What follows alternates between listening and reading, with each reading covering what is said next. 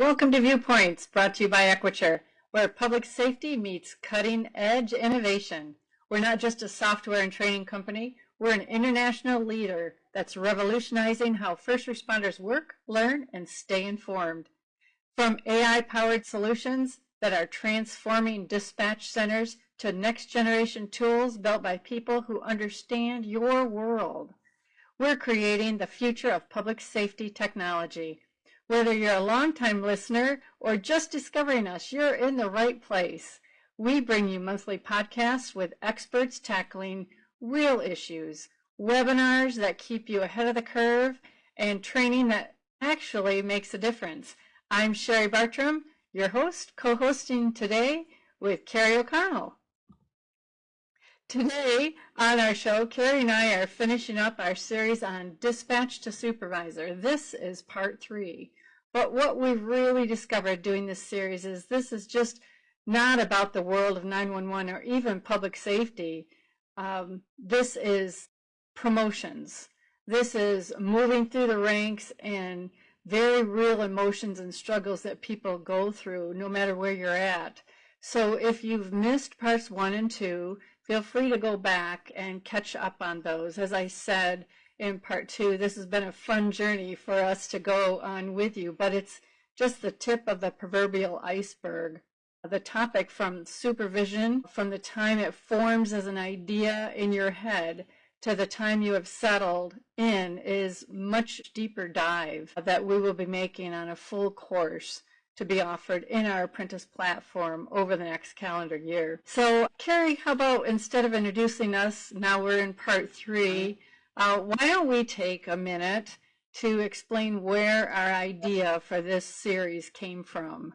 Well, actually, this idea came from our viewers. So we ask, every now and then, we ask about what our viewers are interested in.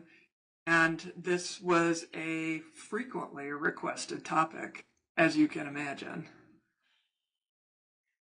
That's right. You, our viewers, have been interested in supervision, and so we're bringing this to you as at your request. And so just keep that in mind as you watch this. If there's anything else that you'd really like us to bring to you, please feel free to reach out to us, and we'd love to bring you something that you've been wanting to know more about. We do a lot of research on our podcast to bring you the best information we can. So let's jump into it from there. When I know I had a lot of surprises when I stepped into my role that first time in supervision and then on to director. Kerry, when you stepped into that role, what surprised you? Well, I think it was the lack of teamwork. You know, I am naive in some ways to think that, you know what, we have a common purpose and a common goal, to think that everybody is going to pull in the same direction. And what was preventing that I saw was there was some blame game going on. You know, if there was either it was they were blaming each other in the center, or they were blaming responders, or there was always someone to blame when something didn't go right. And that, to me, that was a surprise. I was not ready for the depth of that. Right, the blame game. And I remember that too. But my very first role in supervision, I was surprised at how busy I was. I know I've talked about that before, watching my manager play games on the computer. I want that job. It was not, I didn't have time to play games on a computer. And all of the dispatch centers I was at, I was really, really busy. But there was a lot more in the aspect of being in charge of people, as we discovered as we went through this. Yeah, I agree. You know, we have some clips this podcast also. And so I just want to introduce the first clip, this is Jack, who we saw in part 2 as well. And he talks about what you are mentioning also, that you think, you know, your expectations are you're going to change the world, so to speak, and then you're brought back to reality. So let's see what Jack has to say. Thing specifically about being in charge of people is that you think being the boss, being the leader in charge, means you get to spend your time really affecting change. You can say to yourself, I have this great idea about how I can make things better, and I'm going to go do that thing. Whether in my role at work, it's I'm going to build this really cool application that is going to make customers' lives so much better and going to make the people in the office's lives so much better, and it's going to be so much more efficient and run like a real modern app instead of something that's 20 years old. Or in theater, I walk in and say, I'm going to help create this super cool show. People are going to walk in and be so glad that they took the time and spent the money and went out and got dinner and did all this stuff and came to this show. They're going to walk away so happy and excited, and it's going to be awesome to build this stuff together as a team. The thing that surprised me about both roles that unites them is most of the work is not that cool stuff. It is not the building change. It is all the administrative overhead that goes with it.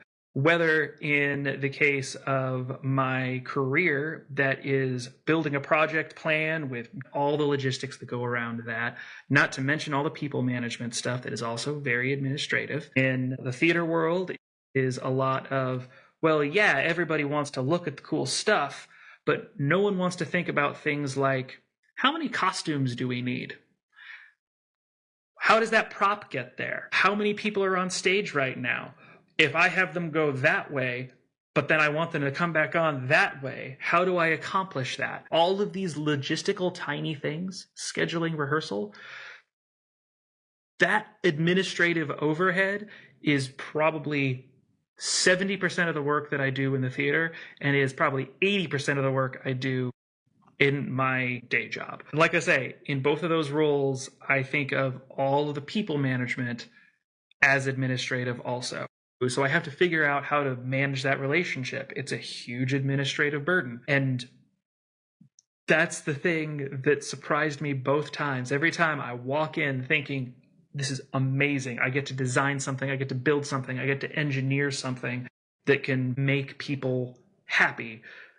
And every time I walk away going, I need to figure out how I can make this administrative work easier, because the ratio should not be 80-20 administration, actual work. It should probably be the other way around, so that you can actually do the things that you signed up to actually be doing. Okay, that was great. Jack has a lot to say. He's very animated with with his information.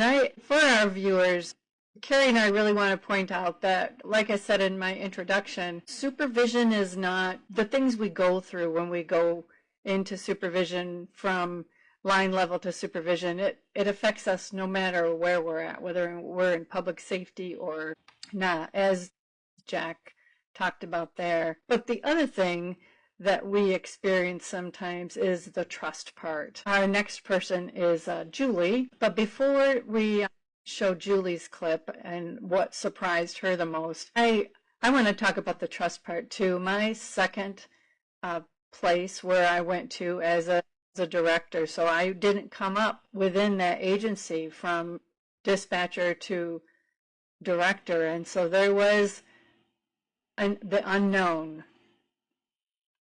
Do we trust this person? And it doesn't matter where you are, whether you came up within your department or whether you went to a department as a supervisor.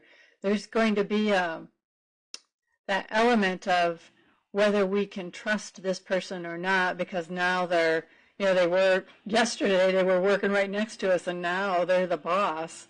Well, I know a lot about that person. I know all their deep, dark secrets of how can they lead us.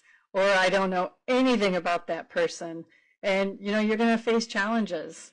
So let's listen to what Julie has to say.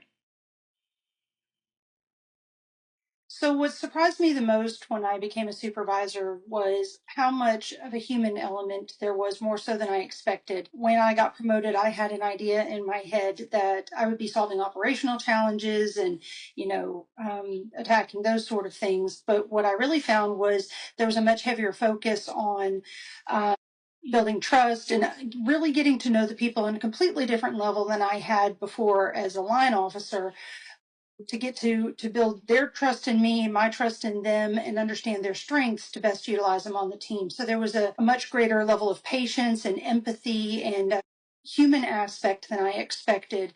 And it was a greater challenge than I expected because I knew the policies inside out and operationally I knew what was expected, but developing those other skills was a pretty significant challenge, and it surprised me tremendously. I think Julie, nails it about trust, and trust is elusive. It's hard to gain, and it's easy to lose. And I think coming from where you were coming from, Cherie, and I did not come up in the agency when I was promoted to director as well. I was fairly new.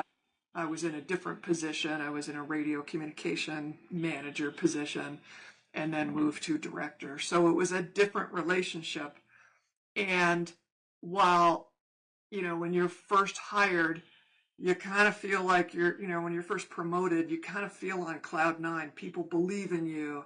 They've said, oh, congratulations. They've said all these things. And there's this bounce that you get, right? That first little bit when you first get in there. And I think what I was surprised at was how short-lived that bounce is. Right. That's true.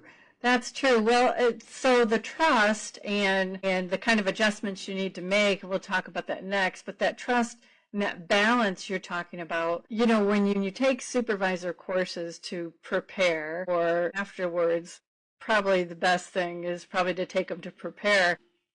We learn that when you are promoted, unless the agency is a train wreck, you really have to take some time and just sit and observe. Mm-hmm. And I think that can be really hard because you're in there and you're seeing things that have to be changed right away. So you go in there and you make these sweeping changes, and that trust that you thought you had is like, right? It's gone. Yeah, no, I agree. I remember a fire chief in my jurisdiction who was brand new, hired from outside of the county. And he said, I'm not going to do anything for a year. I'm just going to see where we're at, see what people are doing, how we're operating. And then after that year is over, I will have observed enough where I feel confident I can make some changes. And he did make quite a few changes. But, he said that up front. And I think that's where trust is really, really bought and sold, so to speak. Because if you say one thing and then you actually go out and do it, and then you come back and say, you know what, it wasn't what I thought it was. So it's that communication and explaining where you're coming from that really is fostering trust during that. Because after the bounce, that bounce is really, it's like a week. It's right, it's not long. Right, but sometimes new supervisors can't wait that year. I know the one agency I worked at, I got there and I had every intention of, there were things that I had to do right away. We were building a radio system, we were building a new dispatch center, and that's what I walked into, a whole bunch of projects that were over budget and overtime, and, they fix it. Okay, but we also had a dispatch center that had policies on protocol and quality assurance that they weren't following because they were never told they had to, right? So, sometimes you can't wait that year. You just can't for the liability purposes. So as a new supervisor, when you're implementing those kind of changes, that takes a lot of communication with your staff so that you're ready. When you think of adjustments that you need to make and what you didn't prepare for when you were promoted, when you first stepped into that leadership role? What kind of changes? Did you have any of those adjustments that you needed to make that you weren't prepared for? Yes. A lot of my adjustments were actually letting people just do their jobs. I think they thought they were being way over restricted, and so to free that up a little bit did help. But also, I don't think I recognized right away how many dispatchers are dealing with burnout, which interferes tremendously with, making sure your goals are aligned and everybody's moving together. And that burnout can get in the way, because you want everybody to be motivated. And while if you're burned out to a certain degree, you can maintain some motivation for a while, but then the burnout kind of seeps in your pores and you're back to where you were. So I think I was surprised once again, at that depth. But yeah, what about you, Cherie? What were you surprised at? Uh, in my very first role as a supervisor and 6 months later a director, I think I was surprised at, well, it's really a hard adjustment going from this is my friend that I camp with and I hang out with, and now I'm their boss. And especially there were two of us that went for the leadership roles, and there's only one opening. So uh, those relationship changes were hard, really hard. In fact, the one that I went camping with and that we spent a lot of time, our family spent a lot of time together. That was tough. That was really tough. I can imagine. I can imagine. I had one that I had two people that were competing, for lack of a better word, for the same position. And one was from outside our agency and one was from inside. And I think the expectation was that I'd favor the one from inside who had never been in a leadership role before. To choose the one who proved leadership, current leadership skills instead of future leadership skills, to choose that person with experience was hard because it was hiring outside the agency. And I think that kind of set up some grievance. I think he held some grievance about that. Oh yeah, I've been there. I've been there. I could still feel that. Probably still to this day. I haven't even been in that agency for years. Well, and I think that we also have some more people who are kind of looking at this same idea, and we'll see what Maria has to say about this, because she's in a director role, I believe, at this point in her career, but she remembers a lot of what she dealt with.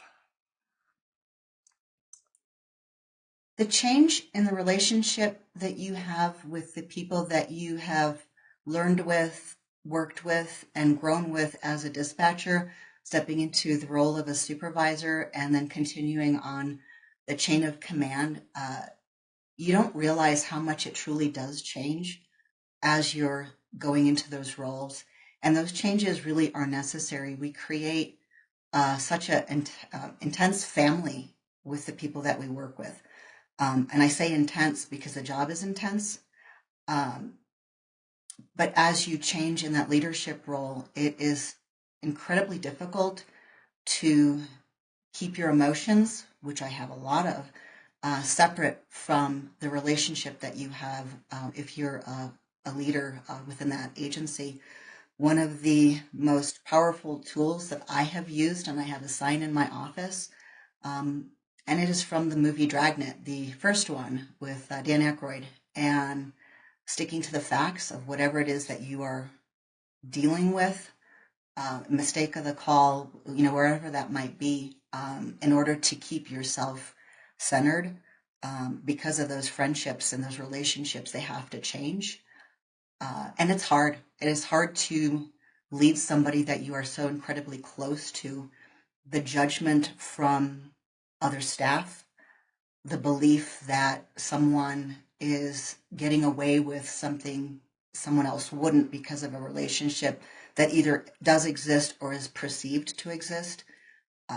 It's a very hard, I'm going to say it's an interesting tightrope to walk, and to do it effectively so that you are not, in fact, making a judgment because of a relationship that pre-existed your role. It is definitely one of the greatest challenges moving from a co-worker, team worker, or teammate into a leadership role. All right. So, see, Maria had that challenge that's familiar to me, and I know many people that I've talked to experienced it. Now, we're going to follow that right up with Julie. Julie had more of the camaraderie experience that I was talking about earlier. You know, here's my good friend, here's who we hang out with, and now I'm the boss. And so many people make the, I'm going to call it a mistake, of trying to maintain that close, tight friendship when you're the boss.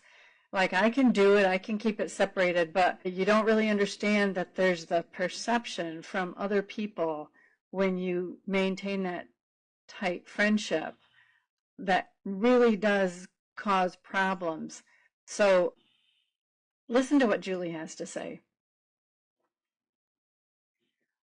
The way my relationships changed when I got promoted was kind of surprising to me, because as a line officer, there was a camaraderie and us as a clique or as a team, as a unit.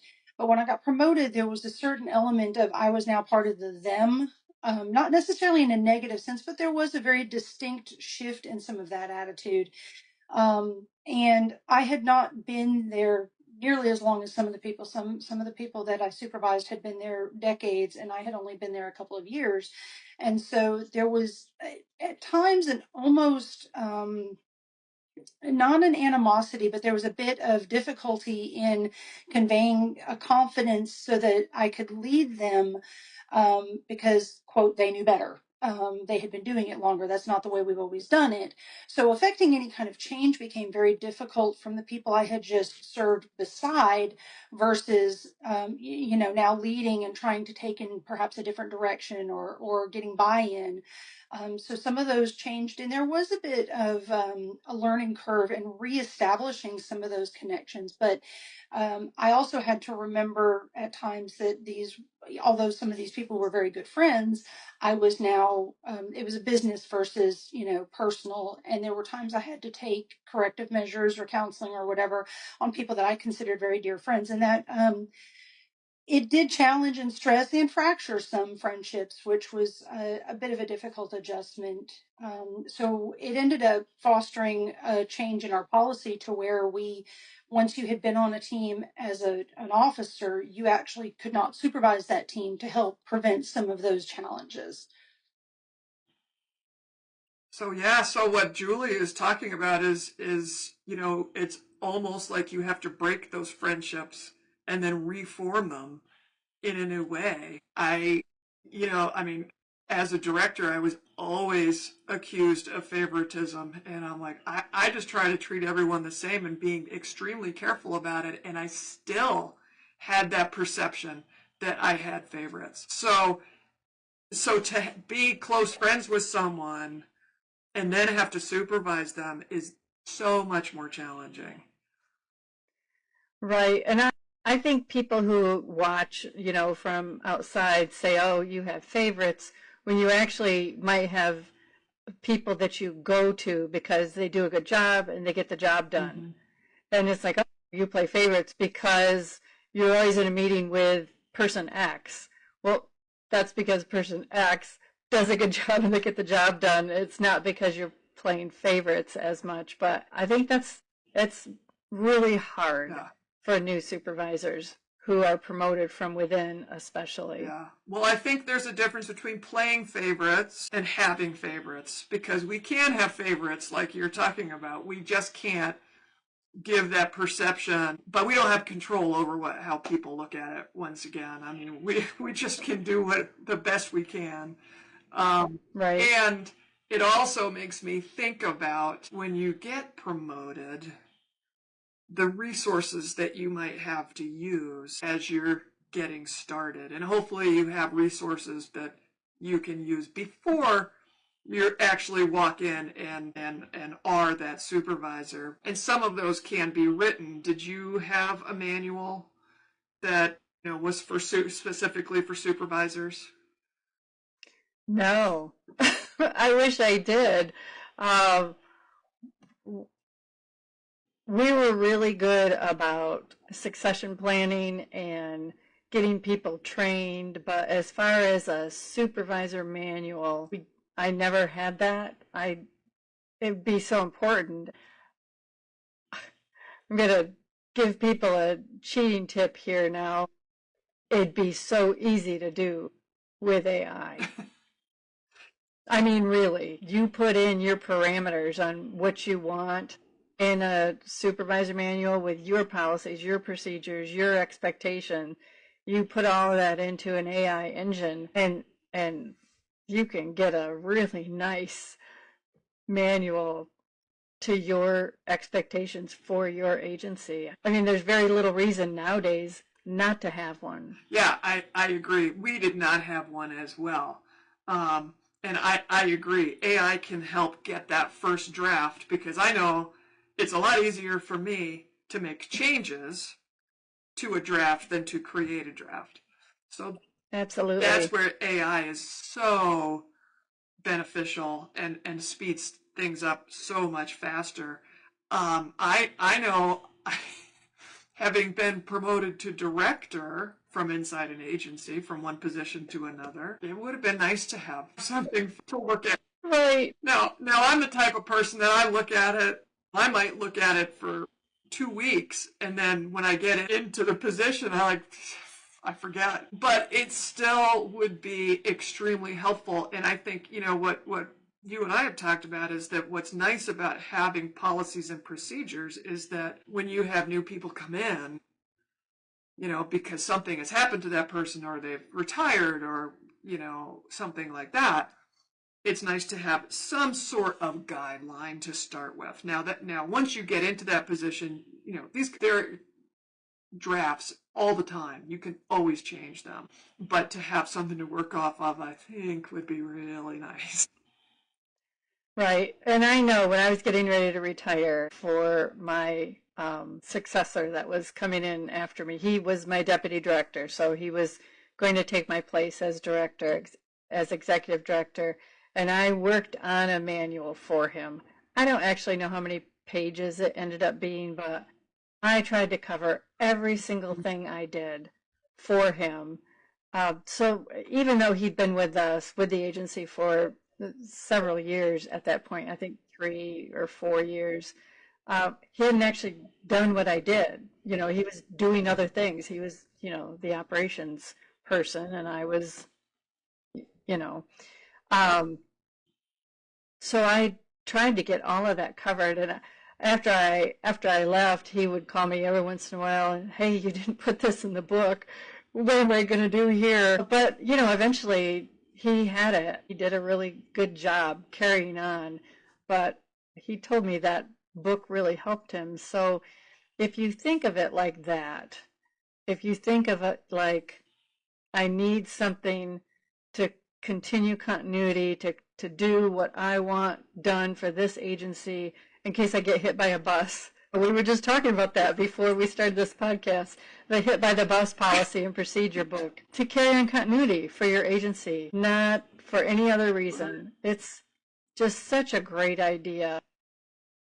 Well, I think of getting started with something like that. If you don't have one, you step in as supervisor, you don't have a manual. Well, try and get that done in the first year. Yes. And I think a good place to start is usually when you're hired, they give you, this is what we're going to review your performance on, right? So your performance review document, you can, that's probably a good place for you to start, put that into AI and see how it would come up with at least a draft of a manual that you can work on in that first year or first months, that you're getting going. And speaking of performance reviews, it makes me think of that they always have something in there that's non-tangible, that is, about, your attitude, your optimism level, sort of a thing. What is your thoughts on attitudes for coming into supervision roles? Well, I know that I've seen it. I've seen supervisors come in and walk in onto that floor in a dark mood, all, like that. And the whole floor just changes. And I've seen people come in all happy, and it might not change as fast as it changes when they're dark, but it shifts. Attitude's really important for supervision. It really will set the tone. And I have failed in there. I've had days where I've failed and I've had days where I've succeeded. None of us are perfect, but when it says check your attitude at the door, that is really important. We have some attitude clips here we're going to show you. Maria, Jenny, and Jack. So we're going to show them to you pretty rapidly. So these are all different views on attitude. We're going to start off with Maria. As Kerry mentioned, she's already a director at her agency. So take a listen to her first, and she'll tell you what she thinks about it. Attitude is one of the basis of, I think, any job. You may be in a bad mood, but you don't have to have a bad attitude. Emotions are a big part of everybody's lives. When we come into the 911 center, we have to put aside everything that we're dealing with at that moment. And the attitude is, a person's attitude is a huge building block of their success. If you have a good attitude, no matter what you're doing, you will have a successful conversation with somebody. The way that you treat your customers, our callers, our responders, as well as one another, all comes from that attitude of support or lack of support, true teamwork, of recognizing when somebody is struggling to step in. All of that comes from what is the basis of your attitude, and how are you projecting that to your team, to the responders, the ones you like and you don't like. Attitude, in my opinion, is one of the greatest strengths or weaknesses that we have in this field, as well as people. All right, so that was Maria. Bad attitudes, there's no place for them. And emotions are a really big part of everyone's life. So now Jenny is our next clip. She's very briefly going to talk about what it's like to be a supervisor. Hugely important is the term she uses. So take a listen to this. Attitude as a supervisor, I think, is hugely important. Your attitude towards things like your callers, your responders, and everything around you set the tone for the rest of the way that the staff interacts with those people also. You are a leader at this point, and if they see you being disrespectful or talking negatively towards other people, or even coming in with a bad attitude, they feed off that. They'll think that it's okay to treat people that way also, and making sure that you're doing what you can to present yourself, not in a fake way, but in a way that gives a positive perception of the job that you're doing and the respect that you have for the job. Well, all right. With Jenny, she had a lot to say about walking the walk. You have to act like a supervisor all the time. And so then we come into Jack's clip of what he talks about with attitude. And remember, Jack is not in public safety, but it doesn't matter what business you're in, it still makes a huge difference. Here's Jack.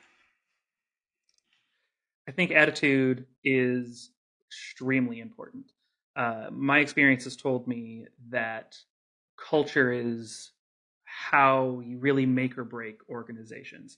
A really great product can be undermined and made obsolete by a terrible company culture. Because if the people can't work together, then you can't continue creating effective customer engagement, effective results for your various stakeholders. And attitude is a major part of that. If you have a bunch of people who would rather complain about the fact that they're doing the work than actually doing the work, you can't get anything done. There's a certain type of person who does tend to bond through complaint, right? But there is a big difference between, oh man, today is a rough day and that stinks, and actively trying to undermine other people's authority or the joy they take in their work or the value they take in their work because you think all of that is terrible.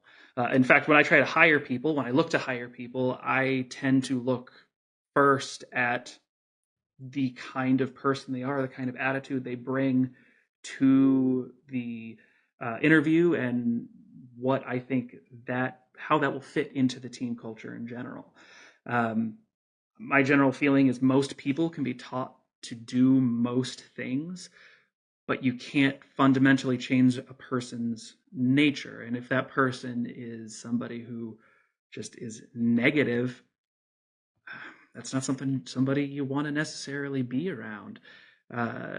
Tina Fey talks in her memoir about how the SNL team has the 2 a.m. test, which is if you pass somebody at 2 a.m. because they work long hours and you want to walk away from them, they're probably not somebody you want on the team. It's a silly rule of thumb, but I think it works and is very, very effective, especially when you work in high-stress jobs like being a dispatcher or in a corporate environment with really high stakes and a lot of pressure coming down from you from high up the ladder to get stuff done. You want to be around people that you want to be around, and a good attitude is a big part of that. So Jack talks about teamwork and attitude, where I kind of started out the podcast talking about that. And, I've also mentioned burnout, which is part of attitude, but that's a whole nother aspect, and it does affect teamwork. So moving on, we wanted to talk about continuous learning.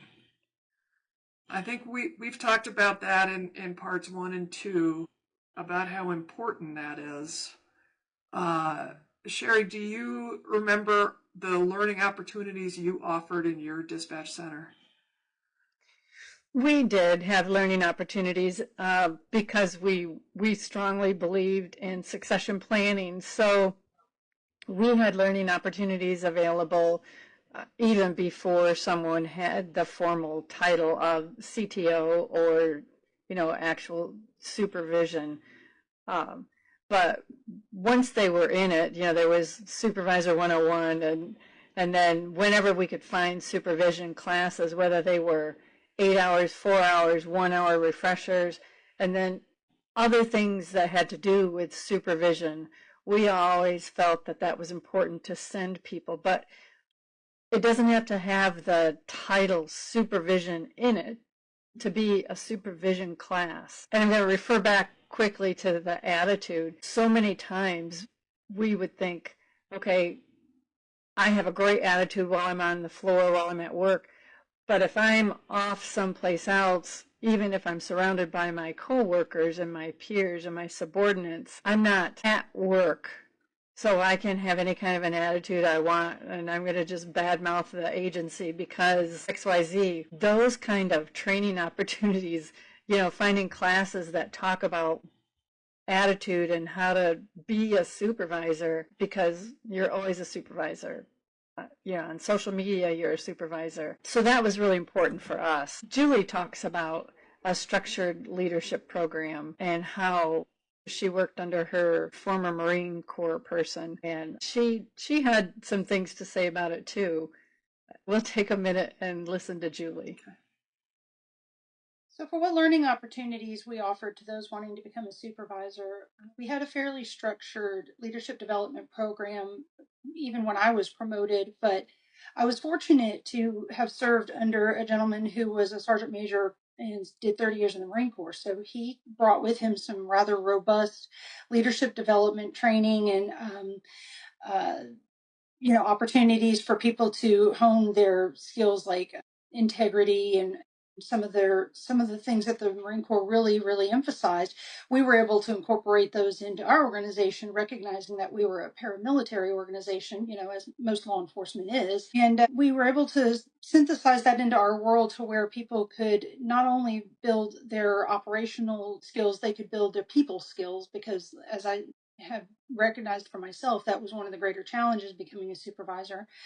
And then at the end of that, once they completed that, they were able to shadow if there was a particular role they wanted to go into, or if there was a particular supervisor they felt they could, use as a mentor.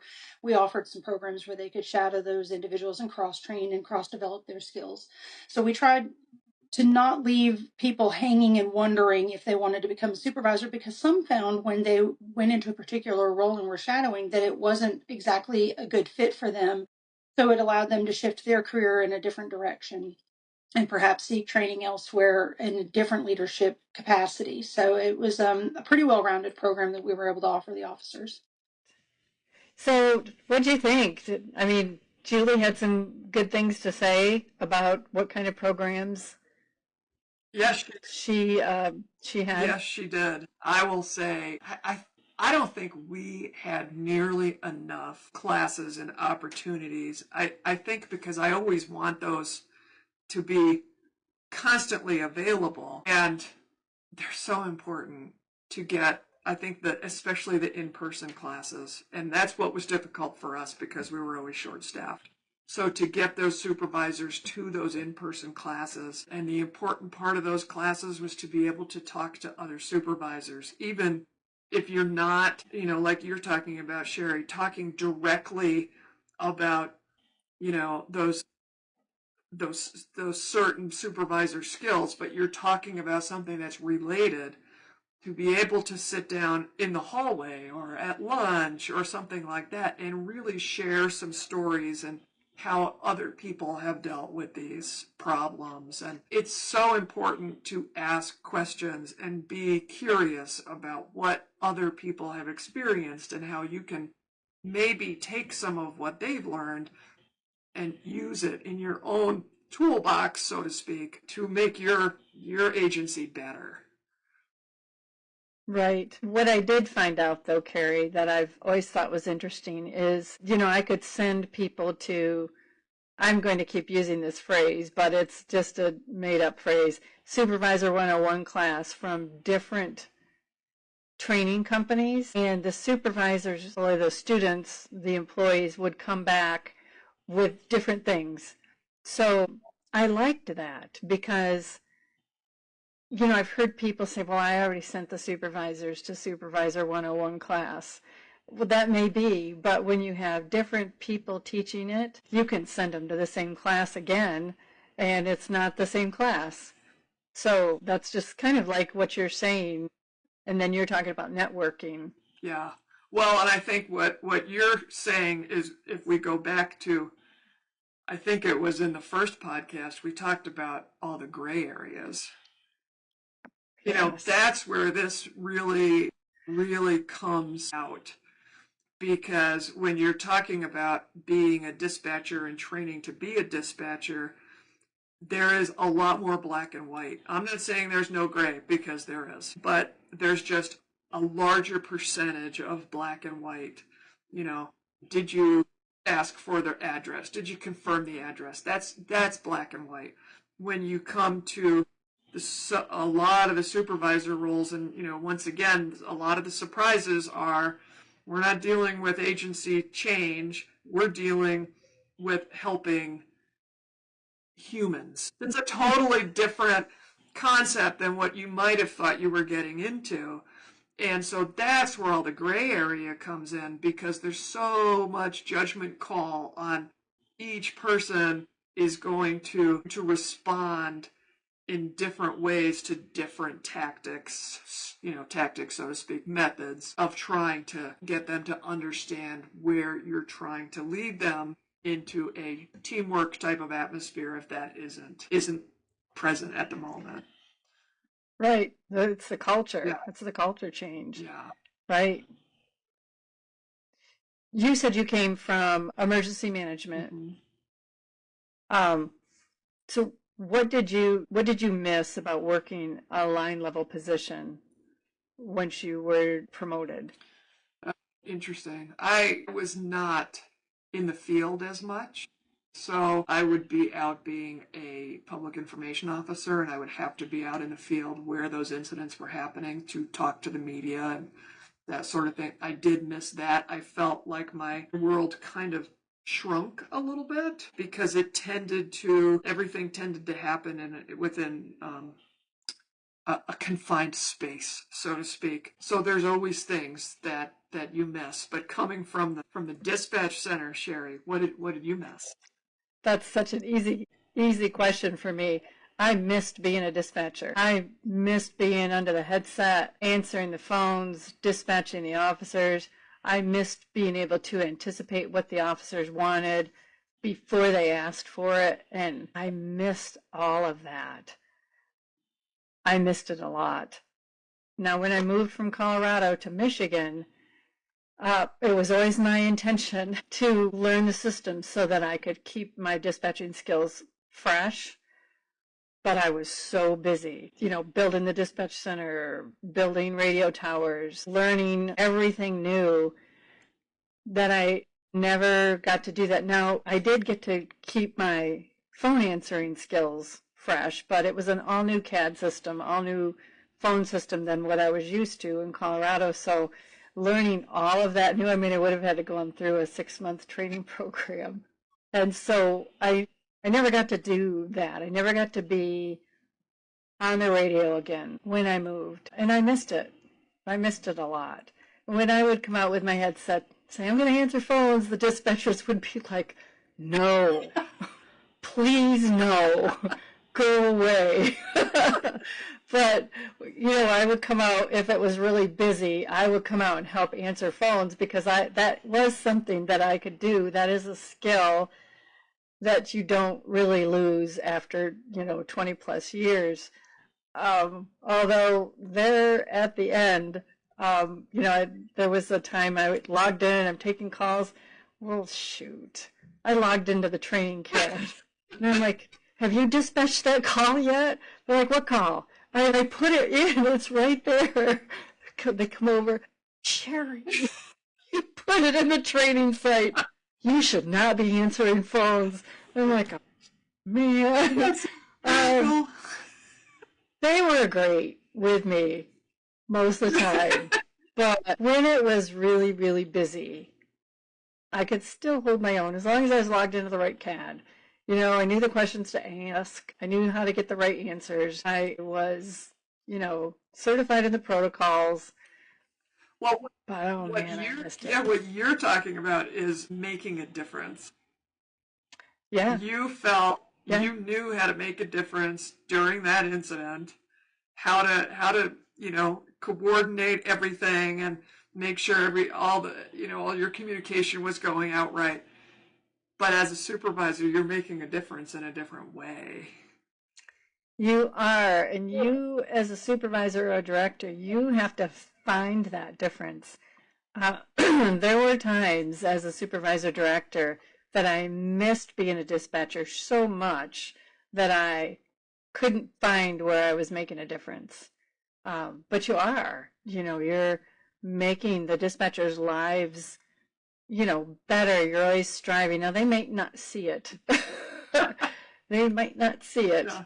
But, your plans, your visions for the future, you're saving money so that you can build them, new councils and new positions. And that may take years to get to where you can do that. But understanding your position and where your long-term vision, well, now that's important. I think a lot of our listeners are working supervisors. And I think what we've talked about are maybe the non-working or the, maybe when it's really busy, they need to jump in, Right. Like Maria. That's a totally different aspect of you're on a console all the time. you're also supervising at the same time. So what are your thoughts on that? The difference between a working position and a non-working position? I think it depends on the tasks. So well, first of all, I think that's a ridiculous term. Well, you're a non-working supervisor. What? You're on the I mean, for anybody in the industry, you know what that means. It is a ridiculous term because you are working. You're just not under the headset. I think if you're a supervisor, even if you're not a working supervisor, I think it's a skill that there's probably some place in you that you want to keep that skill active. I think that's important to keep the skill so that you can do it. But there is that muscle memory function that you lose some of it and you'll feel that loss and you might miss that, or you might not. You might be so busy doing different supervisor functions that you might be a QA supervisor and you might be in your element doing quality assurance. You might be really happy doing that. So I think, Kerry, it comes down to what the supervisor is assigned to do. They might be assigned to do something that is just, they're just so thrilled with it that they don't really miss being under the headset. I don't know. I loved being a director. I really wanted to make a difference. Always. That was always my goal. But there's still that part of me. I still missed it. Yeah. Well, and I think for those supervisors who are under the headset every shift and then still supervising, I think they're missing different things. But I know we've got clips of people who are talking about what they miss. And I know we have Maria who has kind of a heartfelt thing to say. So right. So wait for that ending. Watch her till the very end. Some of you might need to, be ready. Here's Maria. I'm the director of the Park County 911 Center and have been 2 separate stints for a total of almost 18 years. And what I miss the most of being a dispatcher is truly the job of a dispatcher. I will step in today on the floor, but because I'm not constantly in that role, I don't have the skill set and the magic that truly dispatchers and call takers have, because that's a constant muscle memory function. I miss dispatching. I love dispatching. I know that I make my team a little bit nuts when I get out there because everything that I do is about having fun and pushing the envelope for having fun. But truly, I have loved, I'm going to get emotional. I have loved this career.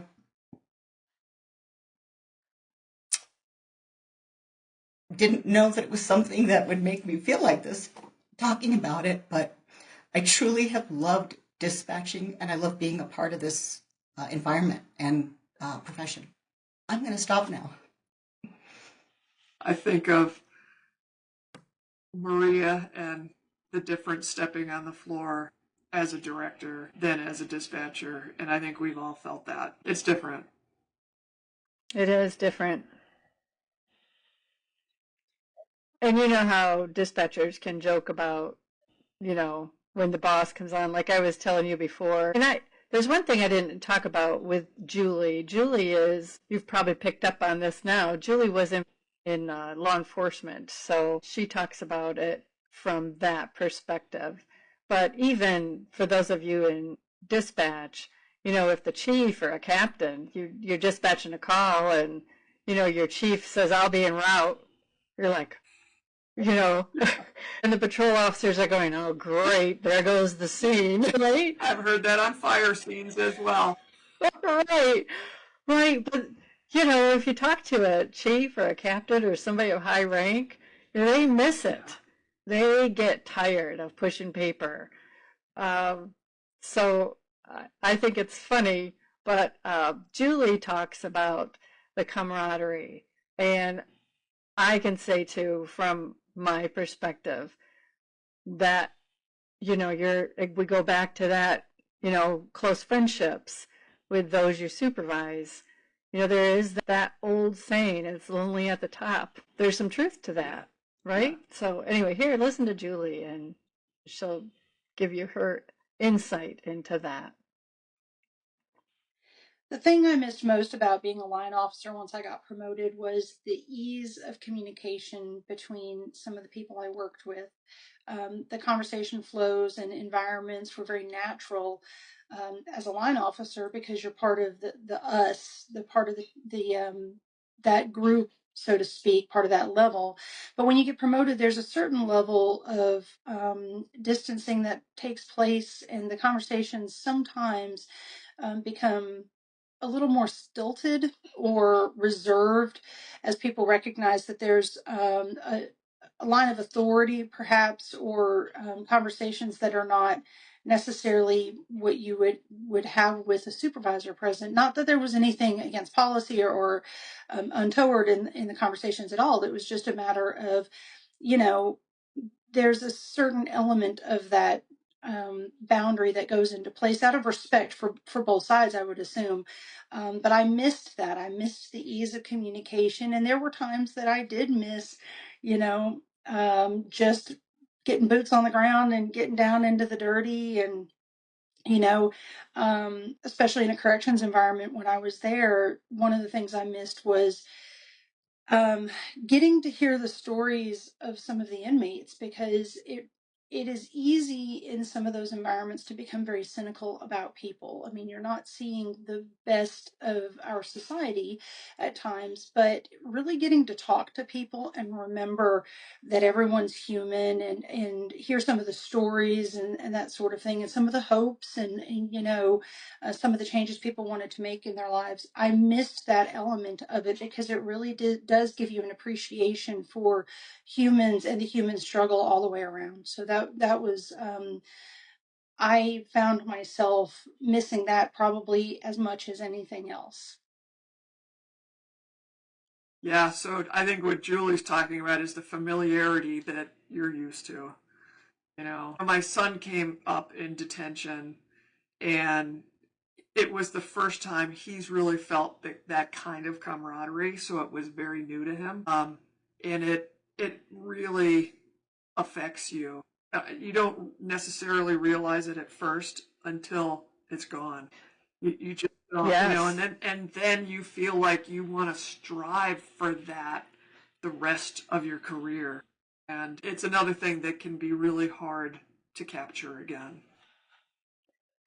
I think, as a new supervisor, as a new someone in a newer level in management, you either are going to strive to capture it, or you're going to give up. Mm. It depends on where you are.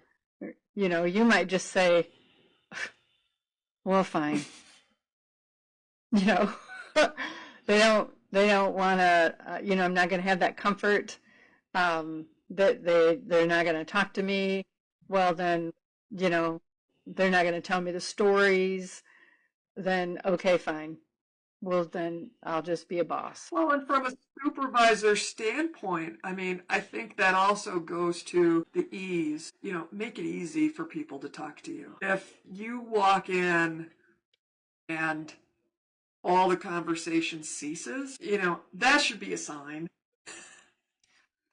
Well, sometimes, yes. Because we've actually had that happen where somebody's when I was on a fire incident, and it was the district ranger who was in charge of the incident walked in. Well, we were joking about things we probably shouldn't have been joking about. Getting a little raunchy, and so that's why we stopped. And she noticed right away and said, "What's going on here?" But it's one thing if it happens on it, once in a while. It's another when it happens every single time that, maybe you just need to think about how you relate to, people who you are supervising. Right. Well, you're talking about the silence. I remember the last center I worked in, to get into the dispatch area, the center, you had to walk up a ramp because it was, raised floor. And I was walking up that ramp and I was just to the crest of it. And someone let out, a 4-letter word. Now, typically they don't cuss in front of me because they know I don't cuss. I don't care if you cuss, really. Don't cuss in front of me. But, I'm not going to throw a fit if you do. And I walked in just as that word came out of their mouth, and there was silence. And it was so funny. It was really funny. I just started laughing. They're like, whoosh. I don't know what they thought I was going to do, but it was super funny to me. Well, it is funny because when I think about it, especially in public safety, and it's not public safety alone, but I mean, if there weren't 4-letter words in there, they wouldn't know how to communicate. Well, right. And we do have an instructor that teaches classes for us here at Equiture. And one of his things that I'm going to paraphrase, if you've been shot at, raped, beaten up, he lists a whole bunch of things, then you are allowed to say 4-letter words. That's something he says in his, in his class. And it's so, when we're taking phone calls from people and they're using 4-letter words, take it. You're not allowed to tell them you don't really need to cuss at me. No, you can't say that. So I just laughed because it was funny. But talking about, we have one more clip about what you miss most. That camaraderie, that laughing, that walking in at 5 o'clock in the morning to see the dispatchers and have them play cards. Now, a lot of times they'd move over and let me sit and play cards with them. And that was fun. That camaraderie, that's fun. Now, Jenny is a supervisor, and she talks about what she missed. But I do want to, when you start this clip here, I just want to say that she was having a little bit of technical issues on her side. And so the very first part of this clip, she has no video, but you can still hear her. So don't think that it's not working. Just stay put. It's not very long anyway. Just listen to what she has to say. What I miss about being strictly just a dispatcher, not just strictly a dispatcher, is the responsibility. Sometimes it is nice to just come and dispatch and be on the floor and not have to worry about any other responsibilities. If CAD goes down or if the phones aren't working, those are all things that I miss that I have to be responsible for. Being able to have that camaraderie also, just to kind of sit and be able to interact with your fellow dispatchers during the day and not have all the other responsibility to have to always work all day or continue to work through on the dispatch floor. That's what I miss. It's funny when I think about what Jenny said. Do you remember that first podcast we did on this? And I said, Cherie, did I come across too crass when I said dispatchers, they can go home and you're not leaving work there, but you can at least, walk away, and you're just going to have this, you're going to have the same responsibility when you come in the next day. And when Jenny talks about the responsibilities that, you take this stuff home, sometimes you're answering phones at night, you're getting woken up, these things are, I'm not saying dispatchers don't get woken up when somebody calls in sick. That's not what I'm saying. But, I think that's one thing I don't miss as a director, because I would get a lot of phone calls at night, and probably too many. But there's just so many, the responsibilities are so different. And so I definitely relate to what she's talking about. Right. I remember when I started as a new director for a center that was being reorganized away from the sheriff's department.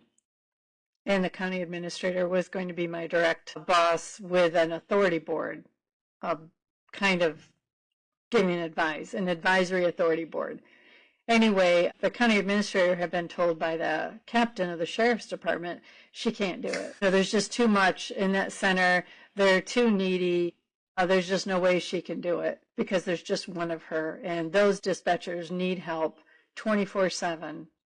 And so the county administrator, when he issued me a phone, he said, make sure that that's always with you so that when they need you, they can get you. And I slept with that phone on my hand so that if it buzzed, if it rang, I had it on loud. So I had it on vibrate. And so when they would send an email, I would wake up and I would look at it and I would answer it, no matter what time of night they were emailing me. And they, I don't know, that went on for months. Yeah. And the dispatchers are like, why are you answering our emails at 3 o'clock in the morning? I said, because I don't want you to ever not have an answer. That was something I wasn't prepared for, but you do it because. Well, and that's a whole nother topic of delegation, right? Well, but it was a union shop, so you can't delegate. You can't delegate authority if there are no provisions for lines of authority within a union contract. Right. It's tricky. Right. It's tricky. It is tricky. These are the fine lines that we have to walk. Right. Yeah. Well, there's a variety of things you have to be aware of. We have a lot of training available. Again, all different hours of training available in our apprentice platform for supervision. Once you're in it, to prepare for it, just, general be healthy kind of training. And it goes back to what Kerry and I were already talking about. You may have already had a supervisor class, but did you have this supervisor class? Did you have this instructor? Or you might hear something that you never heard before. And this has nothing to do with supervisor class, but the example I'm going to give you is domestic violence. I had been to 4 different domestic violence classes, and I decided to go to this one person's class. And she talked about something that I had never heard before. It changed everything I felt about, some of the responses in domestic violence. So you never know when you're going to hear something that can completely change your mindset. Yeah, so true. So true. You think that I've taken that class. Well, there's just so many different perspectives and ways to look at it. And it's so true. And sometimes it just takes one thing to just click. Yeah, I think sometimes, Kerry, we think we're on this unique island. At least maybe I'm talking about myself because public safety is all I've ever known. So, public safety training and public safety supervision and public safety, it's all I've ever known for over 40 years. Even here at Equiture, we strive to make a difference for public safety.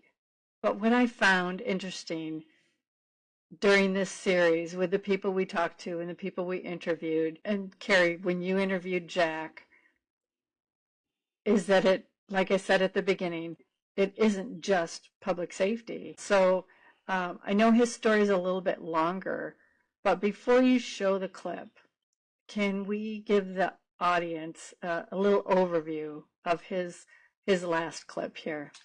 Yes. So I don't think I've said this yet, but Jack is my son, and he works in the natural gas industry, but his passion is theater. And so he has the business side of him and the business perspective, but he also has that volunteer acting perspective, and he has now gone into the directing side of theater. So some of this is that mix. So he has different perspectives, even though we asked him to talk about business. I think that his theater experience was very applicable to what we're talking about.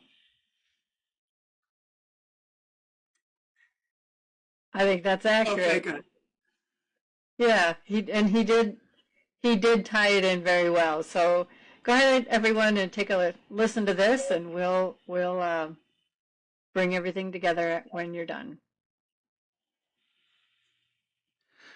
So when you become a supervisor, your relationships naturally are going to change with your former coworkers who are now, your direct reports. But I wanted to come at it from a slightly different angle. My side gig slash hobby that I do outside of, my day job is in theater, specifically musical theater. Just to give a really high level overview, in a production on stage, the director is effectively the CEO of the production. They have a group of direct reports to whom they give vision and guidance, and they help put all the logistics together so that everybody can do their jobs effectively. At the end of the day, all of the results of it fall on the director's shoulders, and that leadership and vision that they are giving to the rest of the group of, in my case, a lot of times over 100 people. A couple of years ago, I directed a show for the community theater in this specific hunk of our town. I had been involved with this theater in the past, but it had been about 10 years. They knew my kids, they knew my wife, they didn't know me. So I came in, and it was easy because here's this guy, he's the boss, he's going to do all the boss things, the directory things, and that's exactly what I did. And it was a great experience. It was a lot of fun, and we put on a good show. The next year, I wasn't the director anymore. I was acting in it instead. So I was the boss, and then I became, more of the boots on the ground type person. And it was different because I'm now with everybody, and I'm hearing the things they're saying about the organization of things, and man, I would have done that a little bit differently. And we'd hang out and we'd do things, and there was a lot of camaraderie. The following year, after that, I went back to being the director again. I went back to being the boss. And that was where things got different, because there were people who had known me as a director first, and then an actor, and then back to being a director, who responded in a certain way. There were people who had known me as an actor first, and then a director, and they responded differently entirely. And then other people who just never knew me as anything other than this guy.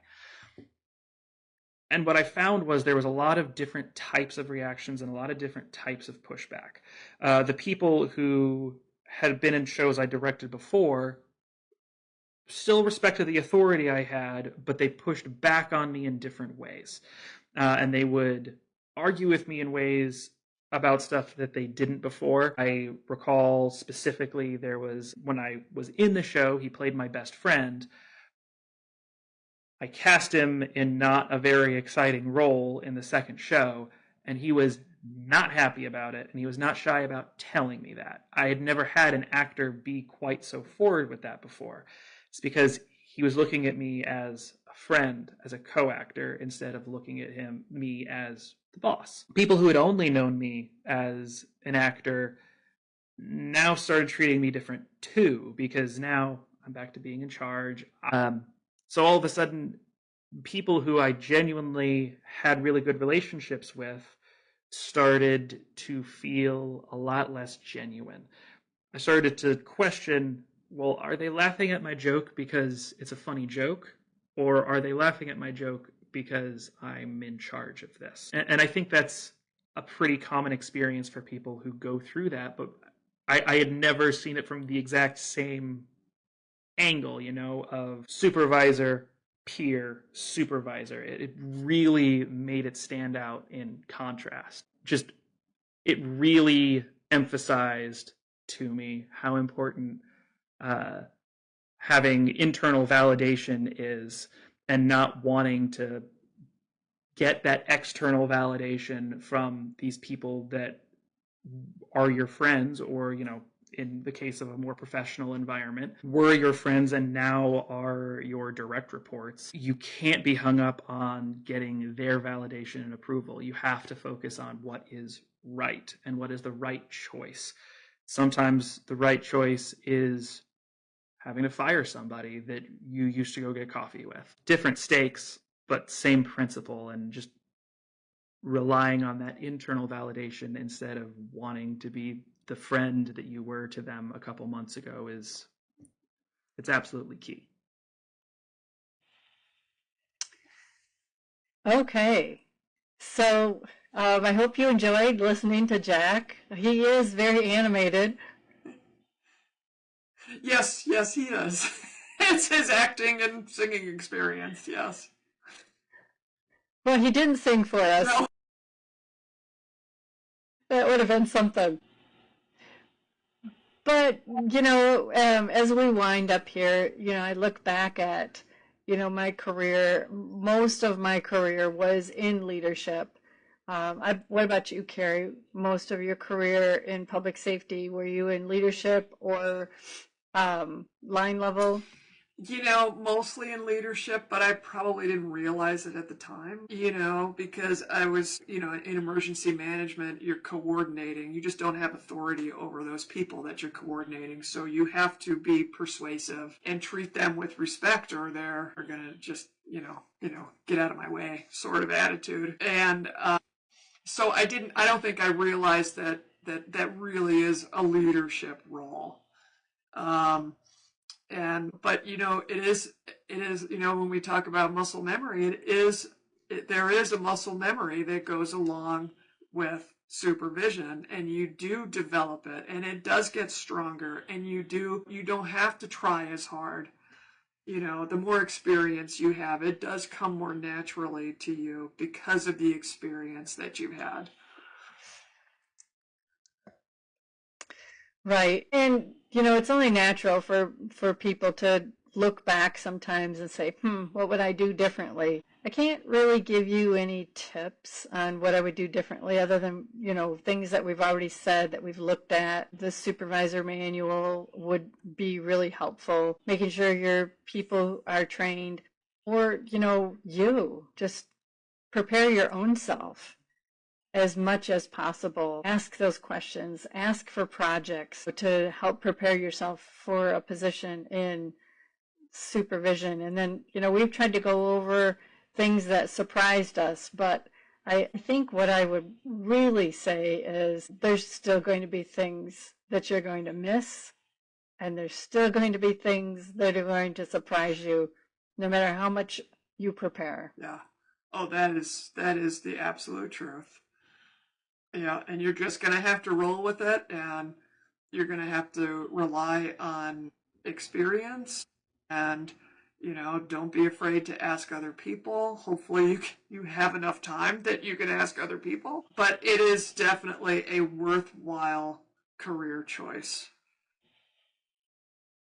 Right. You're still making a difference. Yeah. Remember, it's just making a difference another way. Yes. If you're interested in sharing your stories with us, we would love to hear them. Our emails are on the screen, so feel free to reach out to us. And also, if you're, I know we've said this before, but if you're interested in being on one of our podcasts, webinars, or even you have a desire to research what it would be like to teach a course, again, we'd love to hear from you. We've enjoyed putting this series together for you, and it's just been a blast, hasn't it, Kerry? Yes, it has. And I think we're going to have a lot of fun, too, when we look at creating an actual course for this topic. Absolutely. So we hope you have a great day wherever you are. Stay safe, keep yourself healthy, and we'll see you next time. Take care, everyone. Bye.